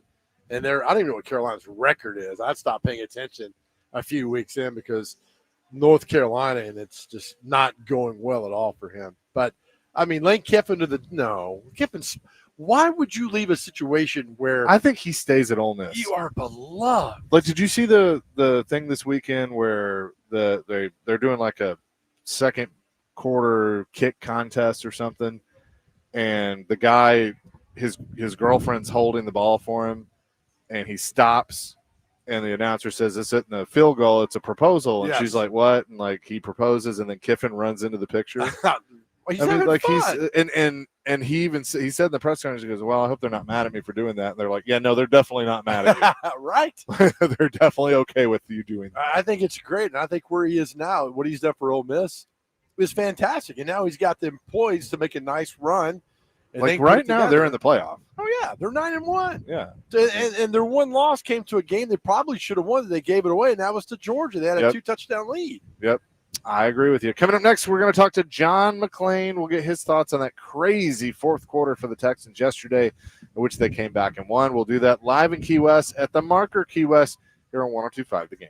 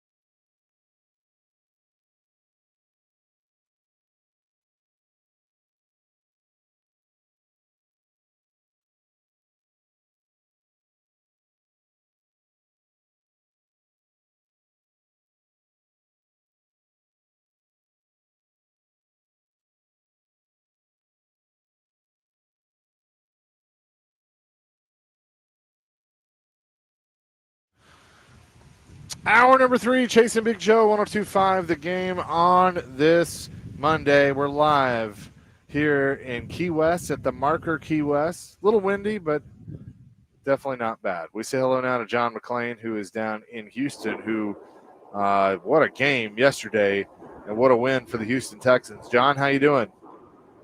I'm doing great, guys. How are you? Oh, we're fantastic. So 36-29, Houston gets the win. But if you were watching before the fourth quarter, I think it would have told a different story. How crazy of a comeback was that for you to witness between Houston and Jacksonville yesterday? It was the second biggest comeback in Texas history, and it was the first one that was as important because had they lost that, they would have been totally out of the playoff picture. As it is, they're 4-5. They've won 3 out of 4. Play the Titans. Then they host Buffalo here on a Thursday night, a team they beat here last year in prime time. But Davis Mills started placing C.J. Stroud. He might start again against the Titans. And they had 3 new starting offensive linemen because of injuries. And think about how this could have worked. Davis Mills' first series, interception, field goal, down 3-0. Kickoff returner fumbles, 19-yard touchdown drive, 10-0. Punt return for a touchdown, 17-0. Field goal, 20-0. And they're down 29-10 with 13 minutes left. Running offensive linemen on and off the field. It was amazing. And then they get to the fourth quarter. You guys have seen this before, in which a coach has to play up-tempo. And all of a sudden, Davis Mills looked like a Pro Bowl quarterback. I asked Steve McNair in his third season, his first year in Tennessee, I said, why is it that you play your best at the end of the first half and at the end of the game when you guys are desperate to score? He said, because they don't bog me down with things I got to think about. They keep it simple. They rely on me to make plays, and that's what I'm best at. And there have been very few coaches in history who would allow an offense to do that, play up-tempo all the time, because they think it's not good coaching. So Texans had no choice. Davis Mills threw 2 touchdown passes, and he is a slow runner. Runs a little bit like me, but he ran 14 yards for the winning touchdown, and we thought, sure, Texans had never scored from the 1 or 2 yard line, and they scored from the 1, and then they get down there on the 3, first down. They have a penalty, another penalty, a 2 yard loss. So we thought it was over, and then Mills runs for the touchdown, and they pull it out. But the Jags got the ball back, had another chance, and Daniil Hunter had 3.5 sacks. Will Anderson Jr. got the last one, fumble right into the arms of defensive tackle Sheldon Rankins, and he runs about like I do, but he still scored to make it 36. So it was a wild and crazy game that people here still can't believe. Was there any heat on D'Amico and his job, or was that just, from the fan base, but really nothing else behind that? Or did yesterday kind of help that maybe with ownership? No. Anybody thought D'Amico Ryan's job was in jeopardy? How stupid can you be? He wins 10 games, a division title his first 2 years, wins a playoff game his first 2 years. Last year, lost in the divisional round in Kansas City by 9 points when they were down 3 in the fourth. And all of a sudden, he has to be up for year, and people want him fired. That is, I always say, geranium brains. There was a segment of fans, nobody in the media, and no way the McNair family would get rid of D'Amico Ryans, no matter how what the record is this year. They could not win another game, and he wouldn't get fired. This is not Woody Johnson or John Mara. We're talking to John McClain on the Chasing Big Joe show.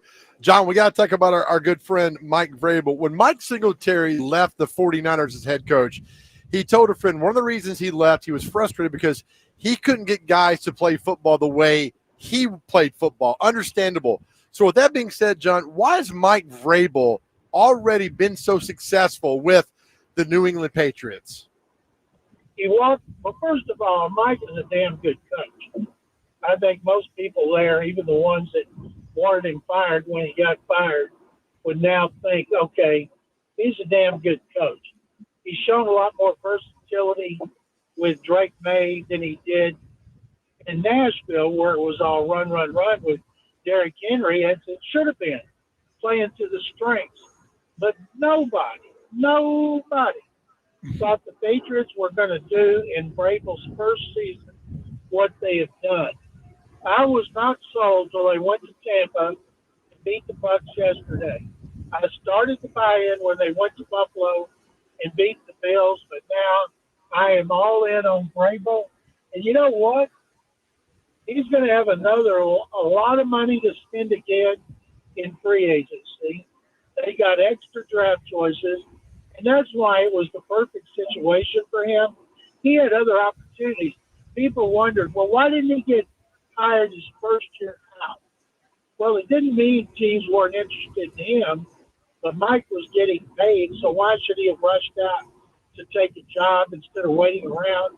And he got lucky that job was open, and one of the reasons he wanted it was because Drake May is so highly thought of. But what they're doing right now, I think they're going to end up, if you look at their schedule, they're going to end up and they're going to have the best record in the AFC and get home field advantage. And then we'll see what he can do with it. But he's obviously right now coach of the year. Yeah, it's funny, John. Like in life, some people aren't made out to be things. Like some people are made to be good radio producers and not on the radio and things like that. Some people are good to be good play callers, not head coaches. Josh McDaniels has proven himself as a pretty bad head coach, but a great play caller. And you need to realize, like, that is where he needs to stay, right? Because he's doing a hell of a job with Drake May. It's smart of Vrabel to hire him, and it's smart of McDaniels to take the job because he's failed twice as the head coach, hadn't even gotten a second contract offer from the team he was coaching. And there's been a lot of coordinators who were great, and they got head coaching opportunities, and they just couldn't do it with the same success or any success, really. And I think that it was the perfect marriage. McDaniels wanted to come back. He had done a great job for Belichick, and he's done a great job for Vrabel. Remember when Mac Jones was a rookie? He won 10 games, and McDaniels was his coach.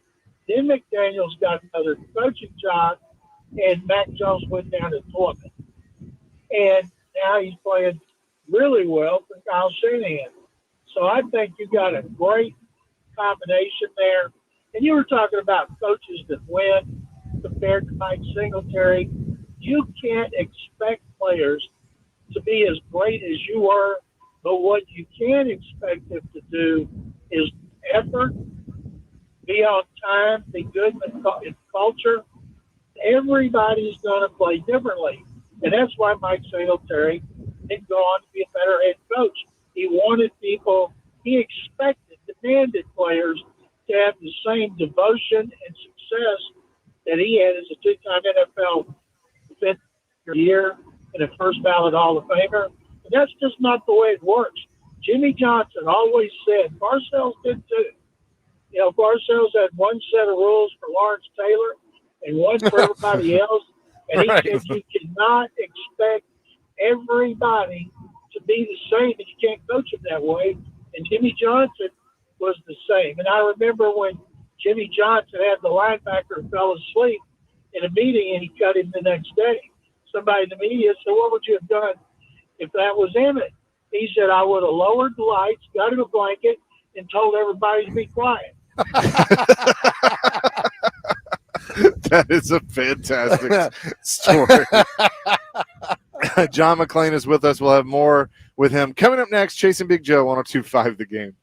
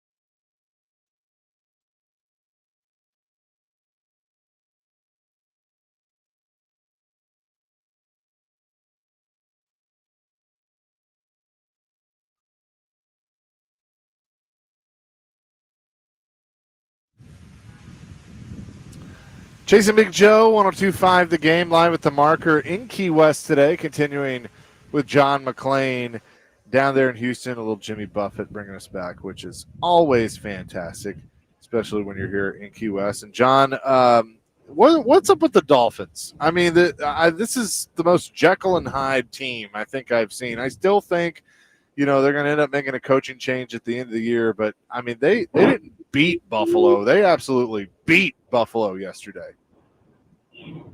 I thought it was very interesting watching the team's video they put afterward, the way the players celebrated. And then they went over and started to pick up Mike McDaniel. And when players do that, they have some love for him.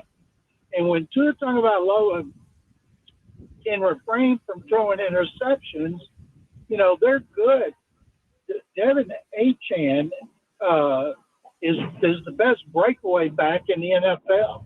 He's a touchdown machine. He had a great game. And then Jalen Waddle can still catch. So I guess there was no pressure on them. Maybe the Bills were caught looking ahead, but this is not the same Buffalo team. Yes, they just beat the Chiefs, but they've been beaten by the Panthers and now the Dolphins. They come in here Thursday of next week for the Thursday night game, and I'll know more about them. But now my two Super Bowl picks, Buffalo and Detroit, I'm not feeling very good about either one of them. Yeah, I'm with you there. I mean, Detroit is an interesting one, though. You look at what Campbell did. He takes over play calling, and all of a sudden they put up 44 points. So do you think that might have been what was missing? Yeah, there's one game, and they lost at home, and it was embarrassing to Minnesota and J.J. McCarthy. I didn't even know Campbell called plays in the past, but he did a great job. Of course, they're loaded with talent up there. So I'll just let Jared Goff call plays because he's one of the smartest quarterbacks in the league.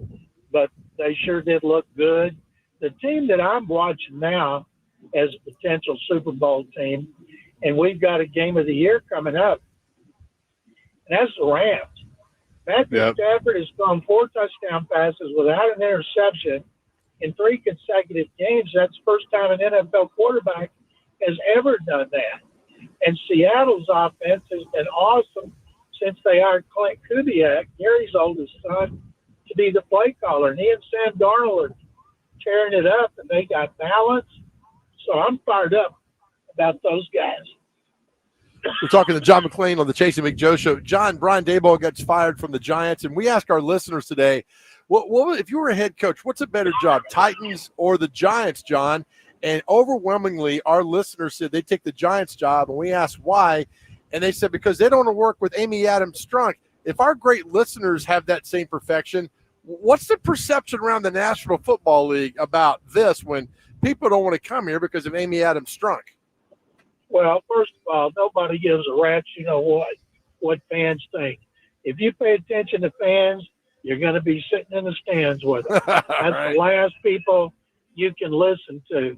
I'll guarantee you the Giants fans, if you ask them today, would you rather work for John Mara, who let Saquon Barkley go, and listen, all the way they failed since Bill Parcells and Tom Coughlin were the head coaches, they'd say, well, who wouldn't rather go work for the Titans and live in Nashville and have all that money to spend on free agents? No, Amy Adams Strunk is not viewed as viciously, negatively around the league as she is there. With that being said, I mean, Daboll, we talked earlier, John, I mean, he's a great offensive coordinator, and maybe that's where he goes back to his roots because obviously the head coach is not where it is, but that's okay. I mean, if you're a good offensive coordinator, you can make a nice living, right, as an OC? You make millions of dollars.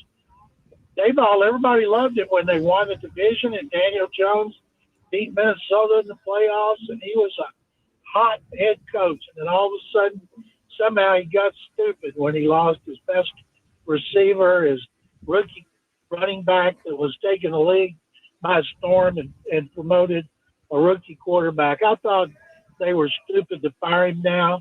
But Mike Kafka, who is the one that has coached Jackson Dart the most, and at one point when he was with the Eagles, he was highly thought of as a head coaching candidate. Well, now he's going to have a few games with his rookie quarterback to see if they can make progress. but I don't know if they'll end up promoting him to the job full time. I'm guessing they'll make a run at Lane Kiffin because I think everybody in the country's making a run at Lane Right. Kiffin. And I'm guessing, Right. as somebody pointed out, if Kiffin ever has any aspirations to return to the NFL, and his first job was with the Raiders, he was not ready for it. But if he ever has any, this would be the time to do it. He should go to the Giants. They'll pay him a lot of money. And then when he gets fired, he can have his pick of college jobs. Or if he stays at Ole Miss, where he's taking them about as far as he's ever going to take them, he better just be prepared to stay in college. But I have no idea if he wants to scratch that NFL itch. Oh, exactly with that. John McClain with us. John, the Houston Texans come to Nashville this weekend to take on the Titans. What's the perception now with Texans fans against the Titans? Is it still one where no matter what, they would love, if they win 2 games a year, as long as they beat the Titans, that's good? Is there still that sort of animosity from Texans fans to Titans, or do they just not care? They don't care about the Titans. Titans don't care about them. The only ones that care about it are Amy Adams Strunk and Hannah McNair. And it's all about the uniforms and nicknames and all that. You know, the Titans wore the Oiler uniforms the last 2 years and got beat by the Texans. So now they're not wearing them. But it's so funny. What should have been an intense rivalry from the beginning has never materialized because they haven't played big games. The Rangers and the Astros have played for the World Series. They played for the playoffs. We've never had that. The only time both teams were good just for a couple of years is when Jeff Fisher and Gary Kubiak were the head coach, but it didn't last long enough to develop into the kind of rivalry it should have developed into. John McClain is with us down in Houston. How much of a believer are you in what is happening in Chicago with the Bears? They win yesterday and continue to just kind of impress people. They do. Caleb Williams is playing better. Ben Johnson is good. But who'd they beat? You know, they had that great. It was the Giants. The Bengals. You know, let's see what they can do when they start playing the tough games. But there's no doubt people were blasting the GM, Ryan Bowles. He did a tremendous job of putting talent around Caleb Williams. And that's what the Titans need to do. They need to do a tremendous job of putting talent around Cam Ward. And that Texans did not do that with their offensive line. This year was C.J. Stroud, and so they still have problems up front. But I think they should follow the Bears' lead.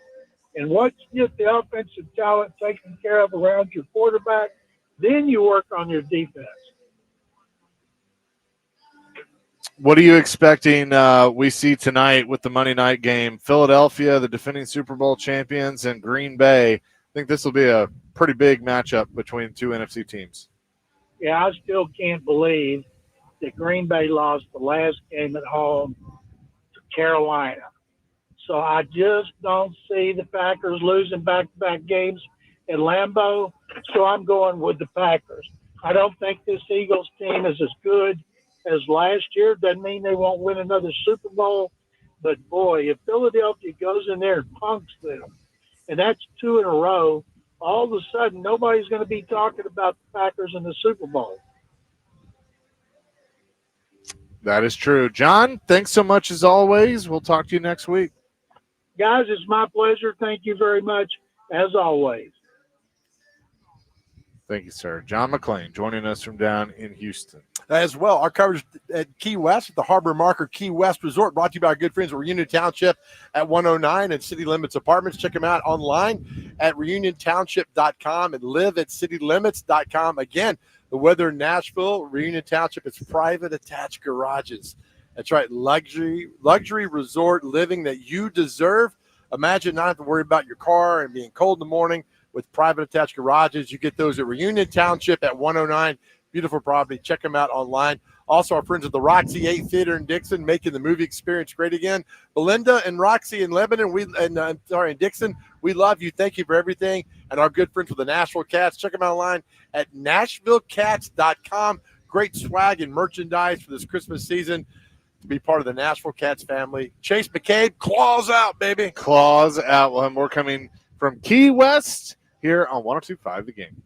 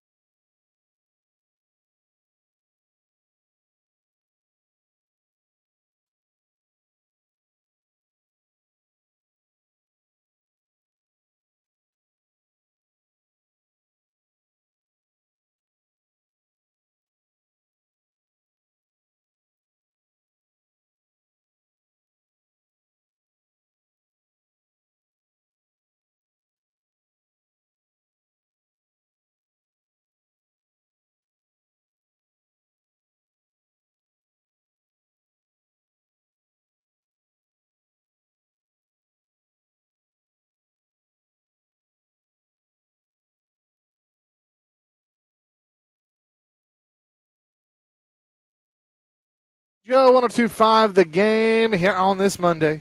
We're at the Marker Key West, having a great time. Day one, and we're going to be here for a couple of days. Big Joe, and this has been great so far. It has. Bringing now Anthony Van Daly. He's the marketing events director here at the Marker Key West Harbor Resort and Southernmost Beach Resort. Anthony, we met you today. I love you and I hate you because you have the best job in America. One of them for sure. I mean, tell me about the Marker Key West here, Harbor Resort, and thank you for the hospitality. It's Absolutely. Beautiful. We're like a block and a half, 2 blocks from Duval Street by the pier. I mean, this is perfect, right? Absolutely. It's a great location. We are, like you said, just a couple blocks away from Duval Street, all the action. If you want to get in trouble, you can go that side. If you don't, you go to the other side. And yeah, there's so much to do here, and we're just glad to have you guys here. That explains why we get in trouble. Yeah. when we come down here. Where were you last year? We needed you last year. Thank you for the exclusive code for our Chase and Big Joe listeners. 20% off your best available rate. So thank you. Just go to themarkerkeywest.com for more. What's it like living here full time? I know we got some cold weather, air quotes, moving in. It means nothing to our friends back in Nashville, but what's it like being down here? Oh man, it's a great spot to live. There's always something going on. There's Fantasy Fest, there's Key Lime Fest, Hemingway Fest, you name it, Lobster Fest. Every month there's at least one festival, and we just know how to party. We know how to do it right. And you created your own fest, right? Reggae Fest? So we did, yeah. We called it Shoreline Sessions. We did that last weekend. So we did that in between the weekend of Fantasy Fest and Power Boats. So we're just trying to just fill in all the gaps. There's always something going on here, like I said. So we're just trying to create our own thing and get more people down here and enjoy it. So how were the powerboat races this weekend? They were phenomenal. We got them off without just before all the weather came in, as you know, today. So had this come in yesterday, they would have had to move up the race to Saturday. So they do the races Wednesday, Friday, and Sunday with those days in between, just in case the weather, so they can move things around if they had to. But the powerboat races were great. We had a great crowd here. We had a party on Saturday for Good Boy Vodka, and it was awesome. Sounds good. Now as we were talking with you, we're the flagship of the Nashville Predators, so they'll be playing tonight at the Garden against the New York Rangers before they head to Sweden for 2 games against Pittsburgh. But you are a Florida Panthers fan. You actually worked for them at one point in time. Yes, sir. 100% Florida Panthers fan. It's my number one sport. I like it more than any other sport. Obsessed, my wife would say, and my puppy would say as well, because I make him put the jersey on in every game, and we watch every game, and with the 2-time or back-to-back champions right now, so very proud. And finally, after 30 years, we finally won 2 in a row, hopefully for 3, for 3. I think you got a good chance. It's been a little rough so far this year. With we have our captain Barkov out, and Kachuk is out for an extended period of time as well. Yeah. But once they get back, as long as they make it to the playoffs, we're going to win the whole thing. That's my prediction. You like Nashville? I mean, a non-traditional hockey market. When you work for the Panthers, non-traditional. And the recipe is winning, right? For sure. If you're not winning, nobody even knows who you are. It's crazy. In South Florida, the only ice that people knew back then were the ones floating in your margarita, right? And then, we had to educate the whole market on ice and ice hockey. And what is this? When I first started in 1996 with the team, there were, I think, 2 ice rinks in South Florida, and now there's high school hockey. There are rinks popping up all over the place, so it's absolutely amazing. Very cool. Anthony Van Daly is the marketing events director at the Harbor Marker, the Marker Harbor. Key West, the Marker Key West Harbor Resort. Thank you. And Southernmost Beach Resort. I've only said it 1,000 times today. Doing that, the marketing events director. What marketing events is a broad brush. But in Key West, you got to be pretty specific. I mean, you got to have events that get people excited, right? Oh, that's the Atlantic. Yeah, right. So it kind of is, but it kind of isn't. Just because if you build it, they will come. Because people are always coming here to Key West. There's so much to do, and we just like to keep them on property and enjoying themselves. You know what I mean? Whether it's this property, the other property, or anywhere in Key West. Explain Old Town to us here in Key West, because we're like 2 blocks from Duval. We all know Duval. And Old Town's very special and unique, right? It is. Lots of history here. We have the Lighthouse. We have the Hemingway House. Lots of old bars, Sloppy Joe's, which is Hemingway's favorite bar, Captain Tony's, which was the original Sloppy Joe's. And there's just so much to do down here. And then it's just a small island. I mean, the whole island is only 2 miles by 4 miles, where Old Town is probably 1 mile by 2 miles. Yeah. So there's so much to do. And this resort here is actually right here in Old Town. And we're only 2 blocks from Duval Street, which is where all the action is. So it's perfect. So you get a lot of people come down from the Middle Tennessee, Nashville area, and this is the perfect place to stay. 96 rooms, 3 pools. Yep. I mean, this is put it this way. Wednesday, you might not be able to kick us out. That's right. Exactly. Right? We're going to stay here. You may be staying a lot longer, for sure. I don't blame you. I wouldn't blame you. What's the best part about your job? I would just say the people that I get to meet, guys like you. Come on. That's right. See? Yeah, it's special, right? I mean, yeah, you can quit after this, Anthony. That's right. This do all that. tops the cake right here. It does. Thank you for all this. Yeah, appreciate it. I appreciate everything. It's beautiful. We're really honored to be here. And by the way, you met our great producer, Dr. Crane. Oh my God, he's amazing. Right? Who cooked pizzas today. He made pizzas today, and I had 2-3 slices of it, and it was amazing. Great job. Yes, I mean, how many remote radio stations bring their producer to cook pizzas back then? Right? That was a pleasant surprise for us all. Pleasant surprise. Thanks, Nico. You got put to work too. Right. So That's that right. was good. Yeah. Anthony, thanks so much for jumping on. Thanks for having me on, guys. Appreciate you. Yes, sir. Thank you very Absolutely. much. Thank you.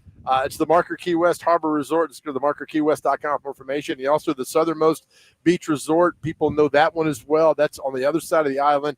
Beautiful and perfect. Really appreciate our stay here. And, of course, our sponsors, Reunion Township at 109 City Limits Apartments, the Nashville Cats, and Roxy 8 Theater in Dixon. Belinda, we love you. Thank you for the sponsorship and the partnership and everything. Really grateful. They're part of the 102.5 The Game family. Chase McCabe.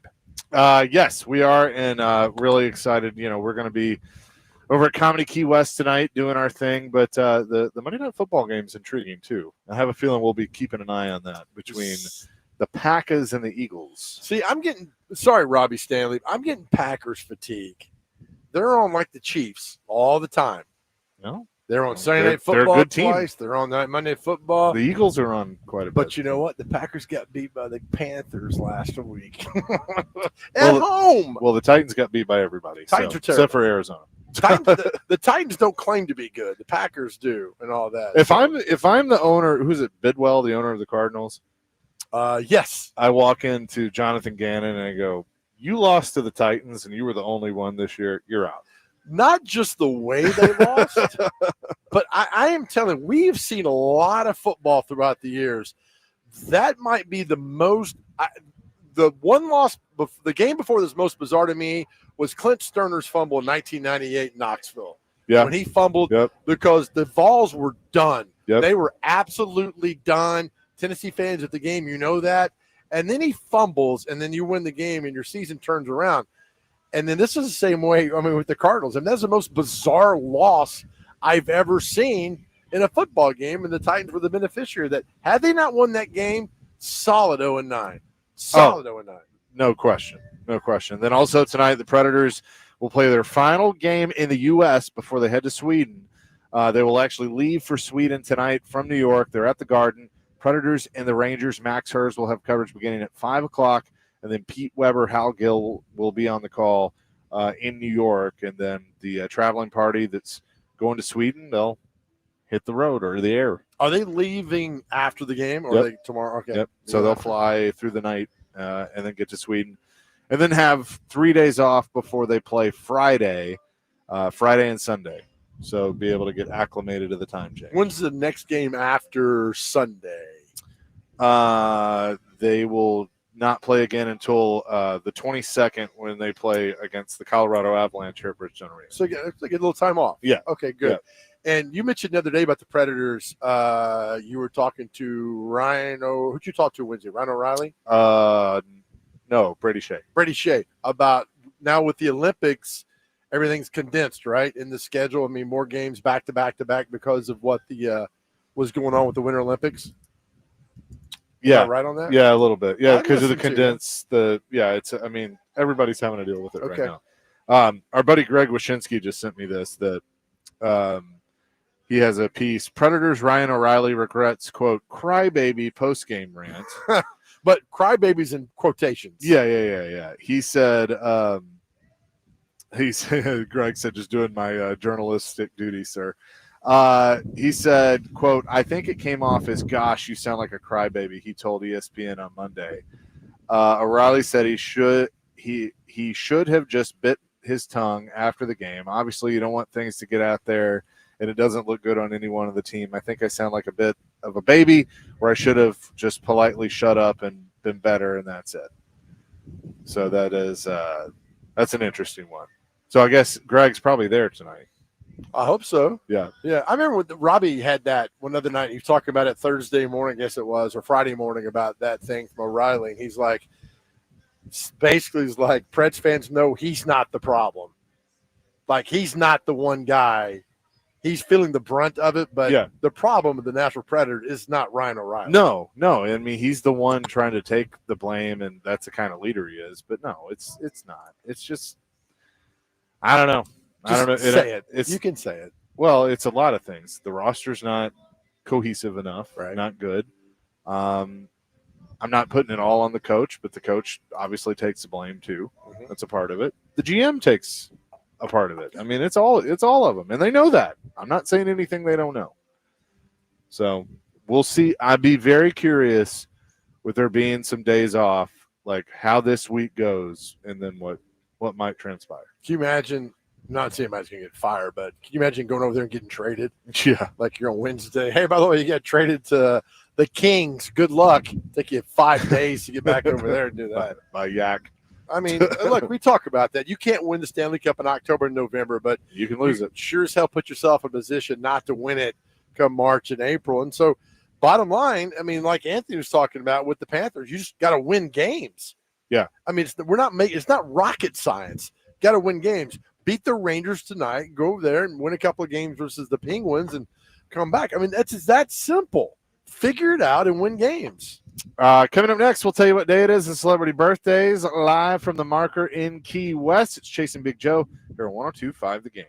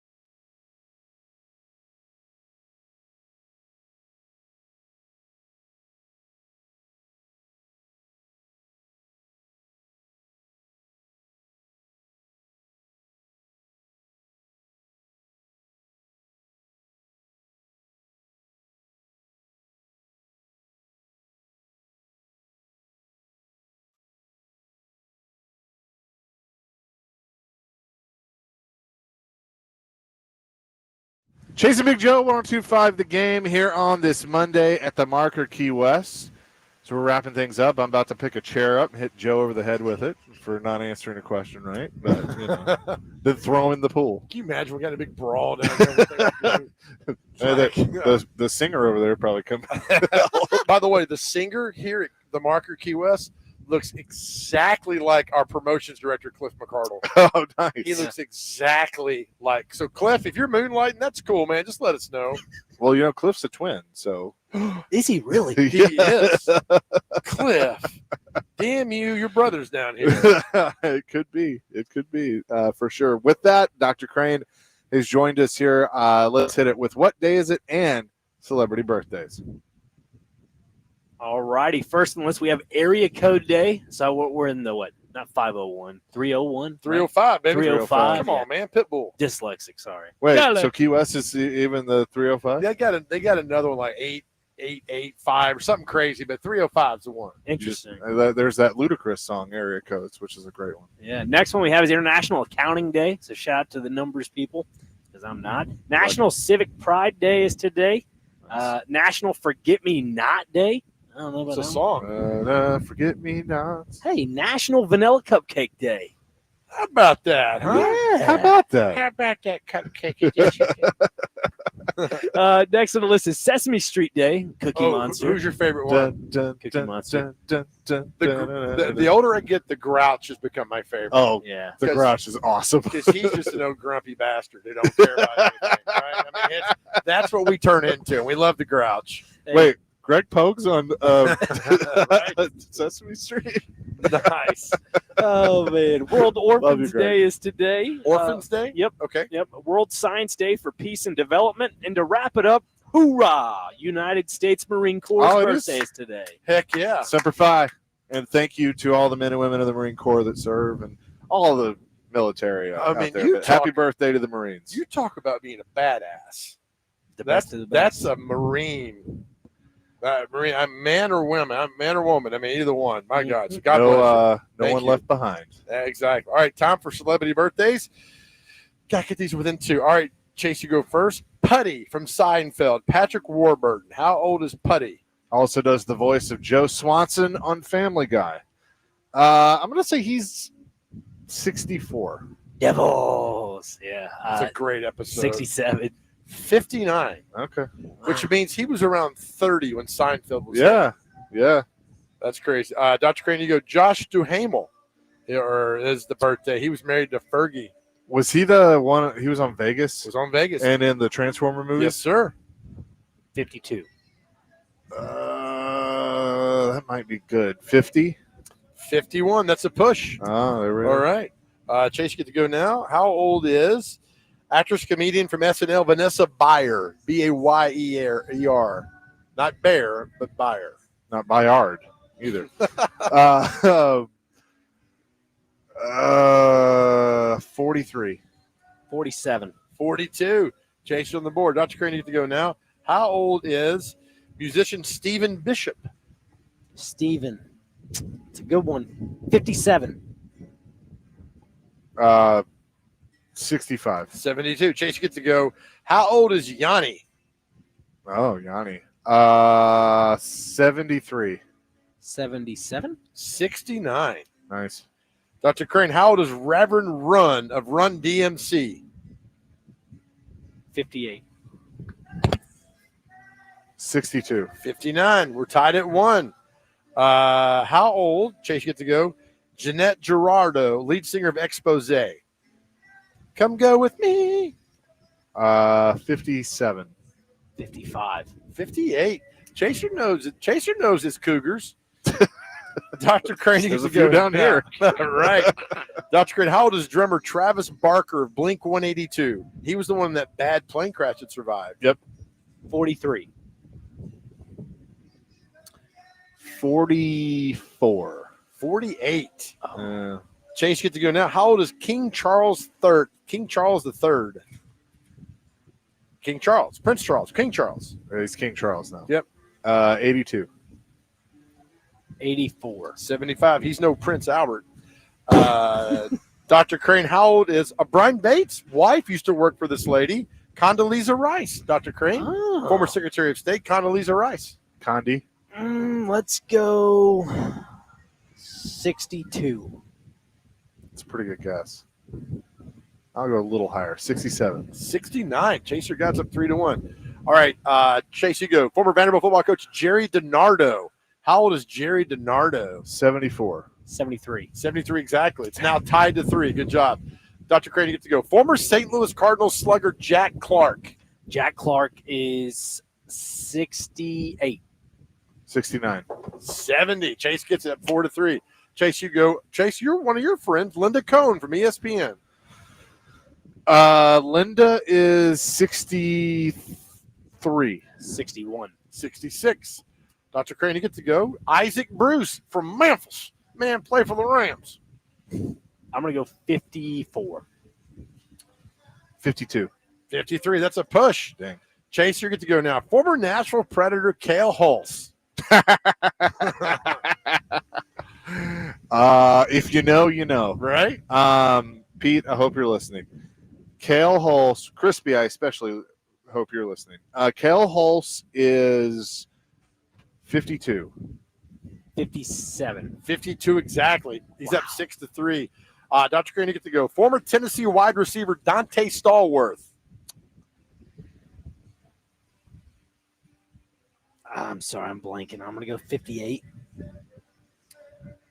50. 45. Last birthday, Chase, you get to go. John Rahm, golfer. John Rahm. 30.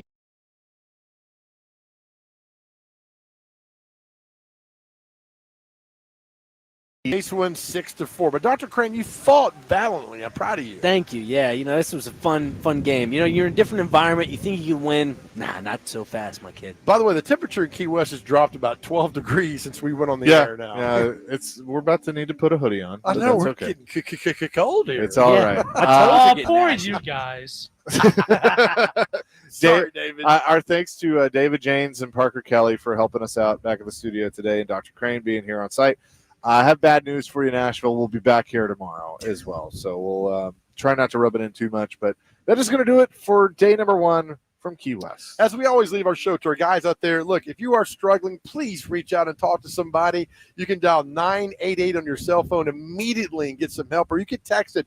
We just need you to talk to somebody. We talk about your journey all the time, how beautiful it is and how wonderful you are, and we really mean it, that our world is a better place because you are here. You offer so much. If you need to talk, please reach out to the 3 of us.